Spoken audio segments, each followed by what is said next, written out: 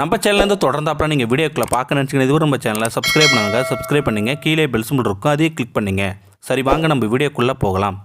வணக்கம் நண்பர்களே. கரூர் மாவட்டம் சின்னமாநாயக்கன்பட்டியை சேர்ந்த 81 வயது மூதாட்டி தான் ராக்கம்மாள். 2 பெண் குழந்தைகள் இருந்தும் ராக்கம்மாளை பாரமாக நினைத்து ஒதுக்கி வைத்தனர். ஓட்டை உடசில் வீட்டில் தட்டுமுட்டு சாமான்களோடு ரேஷன் அரிசி தயவில் உயிர் வாழ்ந்து வந்த ராக்கம்மாளுக்கு அனுசரணையாக யாரும் இல்லை. ஆறுதல் சொல்லி தெம்பூட்ட ஆளு இல்லை. நோய் பாதி, தனிமை மீதியாக அல்லாடி வந்தார். இந்த நிலையில்தான் சரியாக 1 வருடத்திற்கு முன்பு அலுவல் ரீதியாக அந்த கிராமத்திற்கு சென்ற கரூர் மாவட்ட ஆட்சியர் அன்பழகன் காதுகளுக்கு அந்த ஊர் கிராம நிர்வாக அலுவலர் மூலமாக ராக்கம்மாளின் சோக கதை வந்தது. ஒரு கணம் மனம் கசிந்தார் அன்பழகன். அப்போதே ராக்கம்மாளுக்கு ஏதாவது செய்ய வேண்டும் என்று மனதிற்குள் முடிவெடுத்தார். மறுநாளே ராக்கம்மாள் பாட்டி முன்பு போய் நின்றார். அவர் கையோடு வீட்டில் சமைத்த நாட்டுக்கோழி குழம்பு, வடை பாயசத்தோடு கூடிய சைவ சாப்பாட்டையும் எடுத்துச் சென்றார். முழங்காலில் முகம் புதைத்து வேதனையில் வெம்பு கொண்டிருந்த ராக்கம்மாள் பாட்டியை சமாதானம் செய்த கலெக்டர் வாயார சாப்பாடு என்று சொன்னார். அதற்கு ராக்கம்மாள் பாட்டி, பெத்த பிள்ளைகளே என்னை சீண்டலை, எனக்கு சாப்பாடு போட நீ யார் என்று கேட்டார் அந்த ராக்கம்மாள் பாட்டி. அதற்கு அன்பழகன், உனக்கு நான் பிள்ளை, நீ யார் கேட்டாலும் என் மகன் கரூர் கலெக்டராக இருக்கான், பேர் அன்பழகன்னு சொல்லு என்று ராக்கம்மாள் அரவணைத்தார். பெத்த மகளே என்னை கண்டுக்கல, நீ யார் பெத்த பிள்ளையோ, நீ என்னை தாயா மதிக்கிற, இந்த தெம்பிளையே இன்னும் 10 வருஷம் இழுத்து பிடிச்சி வாழ்ந்துரும் தம்பி என்று கண்ணீர் வடித்தார் ராக்கம்மாள் பாட்டி. அங்கேயே அதிகாரிகளிடம் ராக்கம்மாள் பாட்டிக்கு முதியோர் உதவித்தொகை உடனே கிடைக்க ஏற்பாடு செய்ய சொன்னார் ஆட்சியர் அன்பழகன். அதே கையோடு வாங்கி போயிருந்த புடவைகளை கொடுத்து, கலங்காமல் இரு, அடிக்கடி உன்னை வந்து பார்த்துக்கிறேன், என்னை பார்க்க பிரியப்பட்டா சொல்லிவிடு, உடனே ஓடி வரேன் என்றபடி பிரியாவிடை கொடுத்து வந்தார். இது நடந்தது 2018 ஏப்ரல் மாதம்.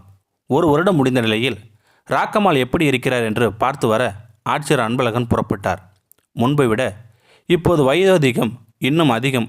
வாட்ட முகத்தை சுருக்கி பார்த்த ராக்கம்மாள் உடனே அன்பழகனை அடையாளம் கண்டு கொண்டார். வாப்பா அன்பழகா, இந்த தாயை மறக்காமல் வந்து பார்க்க வந்திருக்கியே என்றபடி அவரது கைகளை பிடித்து அழைத்து போய் வீட்டிற்குள் அமர வைத்தார் அந்த ராக்கம்மாள் பாட்டி. இருவரும் பரஸ்பரம் அன்பாய் நலம் விசாரித்து கொண்டனர். தனது கையோடு கொண்டு போயிருந்த 5 செட்டு காட்டன் புடவைகளையும் பழங்களையும் கொடுத்து வச்சுக்க என ஆட்சியர் வழங்கி அதை வாங்க மறுத்த ராக்கம்மாள் பாட்டி, நீ எனக்கு மகனாக கிடைச்சதே போதுமையா, இந்த சீலசனத்தை எல்லாம் எனக்கு வேண்டாம் என்று மறுத்தார். ஆனாலும் வற்புறுத்தி அவரிடம் கொடுப்பதற்குள் ஆட்சியருக்கு போதுமானது. நீ எதுக்கும் கலங்காமல் தைரியமாக இரு, நான் உன்னை அடிக்கடி வந்து பார்த்துக்கிறேன், நான் உன்னோட கடைசி காலம் வரைக்கும் உனக்கு மகனாக இருப்பேன் என்றபடி ராக்கம்மாளிடமிருந்து விடை பெற்றார் ஆட்சியர் அன்பழகன். இந்த சம்பவம் குறித்து ஆட்சியர் அன்பழகனிடம் பேசினோம்.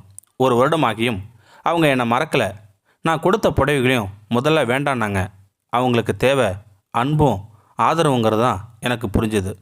அது கிடைக்காம தான் அவங்க ஏங்கி கிடக்கிறாங்க. நான் கடந்த வருஷம் அவங்க வீட்டுக்கு போனதுக்கு காரணமே இந்த சம்பவத்தை பார்த்துட்டு அவங்க பிள்ளைங்களை அவங்க அரவணைப்பாங்கிற நினைப்பு தான். ஆனால் இன்னமும் அவங்க ராக்கம்மாளை தள்ளியே வச்சுருக்காங்க. பிள்ளைகளுக்காக காலம் முழுக்க ஓடி ஆடிய உடம்பு களைச்சி கிடக்கு. பிள்ளைங்க இப்படி தனித்தீவாக விட்டுட்டாங்களேன்னு அவங்க மனமும் ரணமாகி கிடக்கு. அவங்களுக்காக தேவை மன சந்தோஷப்படுற மாதிரியான 4 நல்ல வார்த்தை தான், ஆறுதல் சொற்கள் தான். அதை கொடுக்கத்தான் இப்போ போனேன். நான் எங்கே இருந்தாலும் அவங்கள என் கண் பார்வையிலே வச்சுப்பேன். என்னால் முடிஞ்ச சின்ன உதவியை நான் செஞ்சுக்கிட்டே இருப்பேன் என்றார் ஆட்சியர் அன்பழகன். இந்த வீடியோ உங்களுக்கு பிடிச்சிருந்தா கமெண்ட் பாக்ஸில் கமெண்ட் பண்ணுங்கள், கூட உங்கள் ஃப்ரெண்ட்ஸுக்கு ஷேர் பண்ணுங்கள். இதுவரை நம்ம சேனலை சப்ஸ்கிரைப் பண்ணாதங்க சப்ஸ்கிரைப் பண்ணிங்க. கீழே பெல் சிம்பிள் இருக்கும், அதையும் கிளிக் பண்ணிங்க. தேங்க்யூ ஃபார் வாட்சிங்.